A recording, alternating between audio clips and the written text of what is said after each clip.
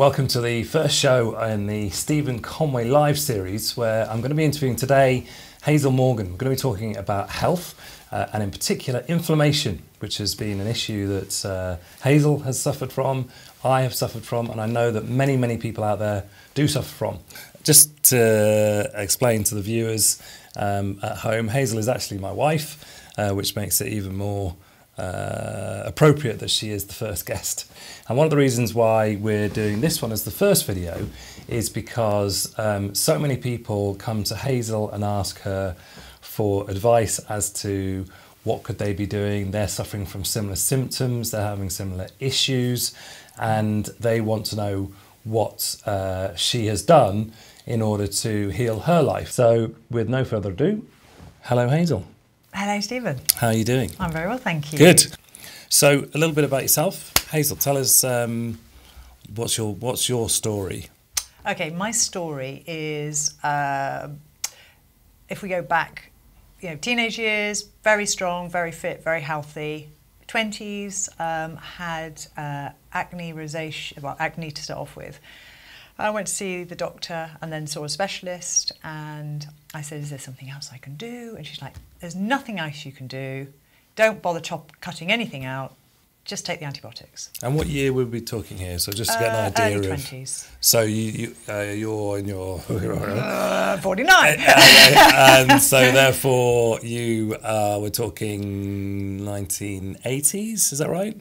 Where are we? I don't know. Something around like that. Okay. Late 80s, beginning of 90s. Okay. And yeah, there's no point in changing what you eat. Just take the antibiotics. Long-term, low-dose antibiotics. So took them probably about 6 months to a year. Got rid of the acne for some time. Unfortunately, developed rosacea, and then stopped the tablets because I didn't feel well on them. And rosacea is, what's rosacea? Rosacea is where your face is just bright red all the time, where the capillaries in your skin actually break. So pretty horrendous. Okay, from acne to rosacea. Not great for the self-confidence. No. And guess what? The acne came back. Okay. How long were you on the antibiotics for? I can't remember, 6 months, a year, something like that. And did you feel your health decline in that period while you were on the antibiotics? Yeah, because I then started to develop sort of symptoms of IBS, irritable bowel syndrome, that I hadn't had previous to the antibiotics.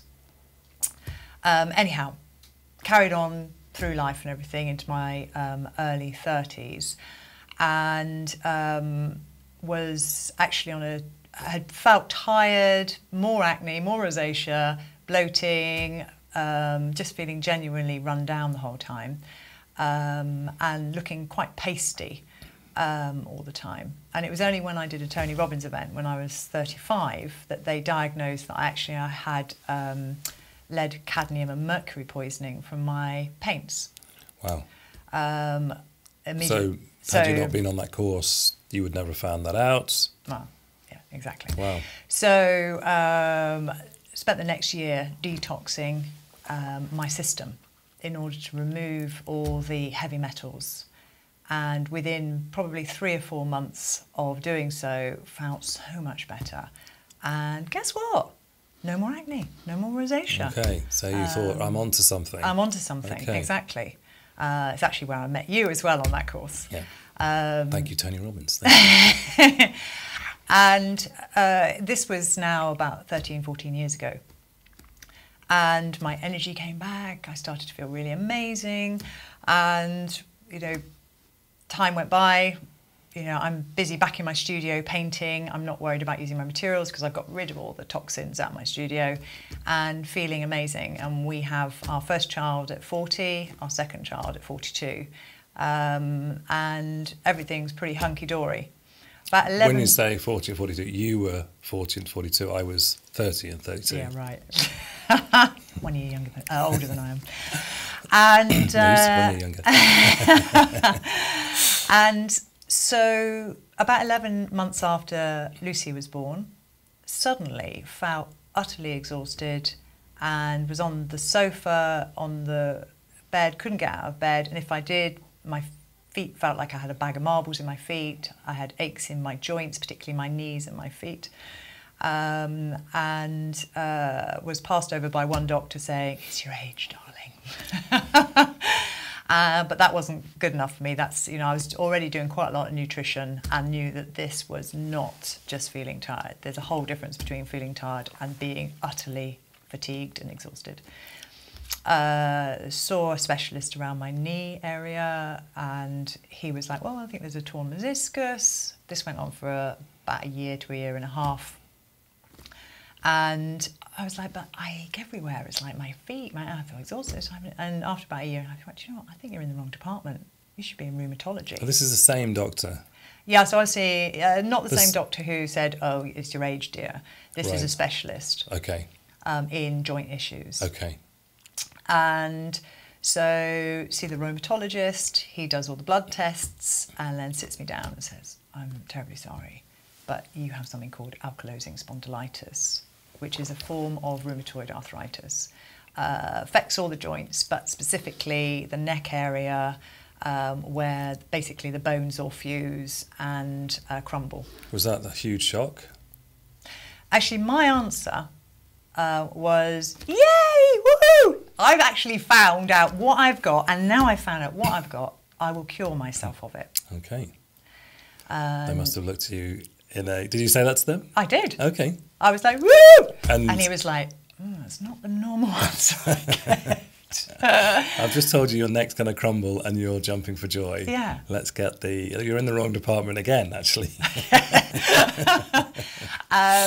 And so I said, give me 6 months. I don't want to go on any drugs yet. Let me give me 6 months and I will cure myself. He thought I said I will kill myself.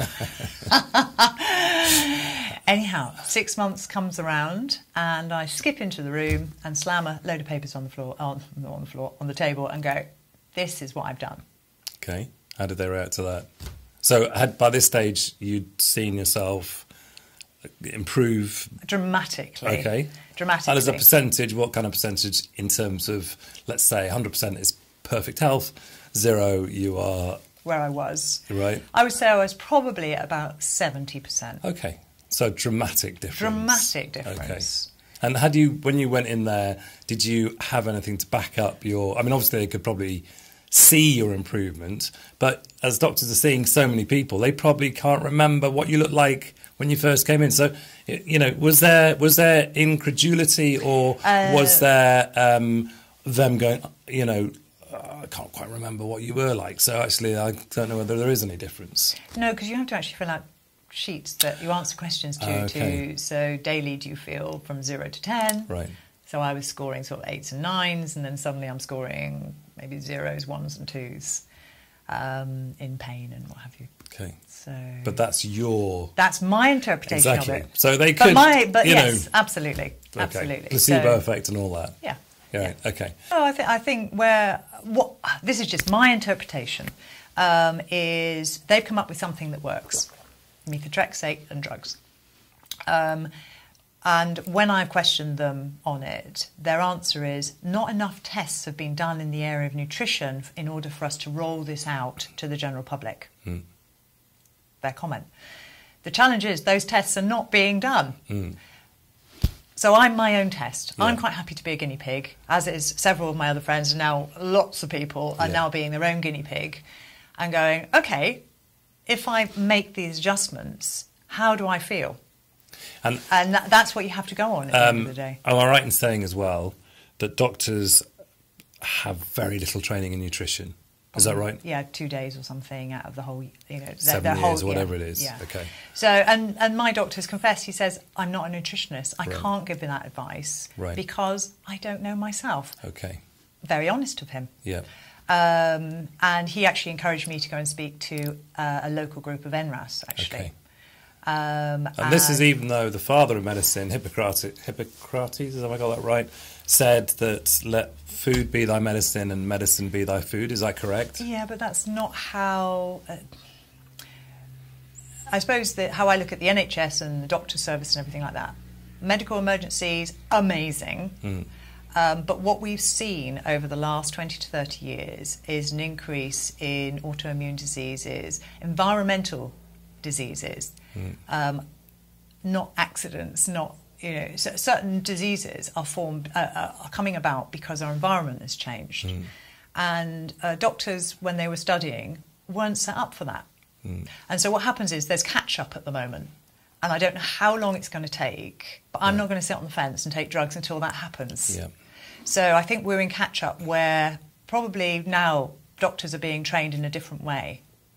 I hope they're being trained in a different way to be able to offer a broader range of advice for people. Plus, they've only got 7 minutes to deliver that sort of information. Is that how long a doctor's appointment is? I don't know, but it's not a long time. Okay. It's not a long time. So, and the fact that I'm having to partake this information that takes an hour or two, Yeah.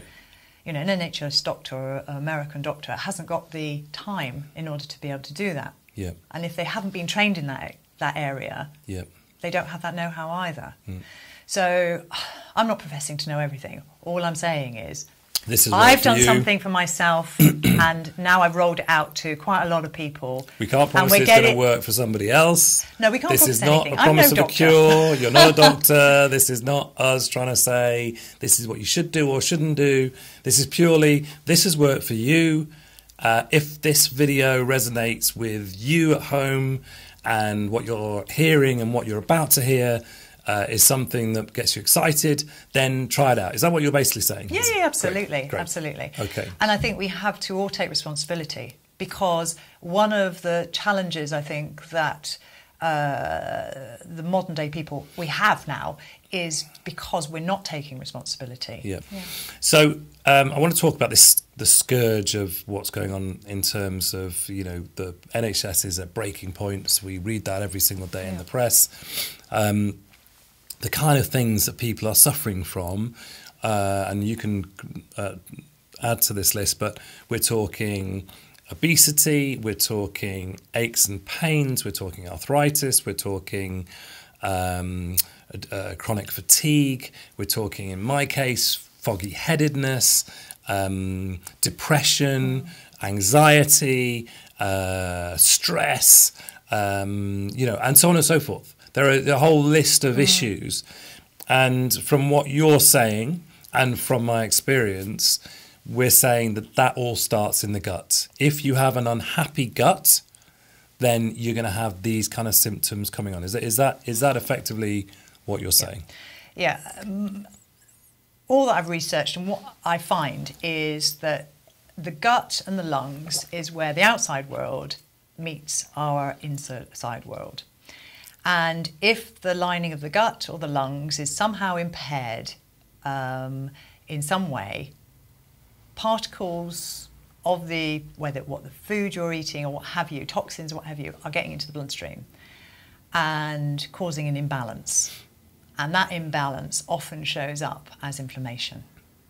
And that's basically the starting point, from your experience, the starting point is inflammation so it's an unhappy gut, causes inflammation, inflammation causes those type of symptoms. Yeah. Is that the premise? Yeah. I'm not going to be scientific about it. No. I'm just saying that if you've got inflammation in your body, if it shows up in the head, chances are you're going to have foggy headedness. Yeah. They're now doing research into the fact that is there a relationship between depression and inflammation in the brain. And everyone's susceptible in different areas. So if you're slightly more susceptible in your joints, the chances are it's going to show up in rheumatoid arthritis.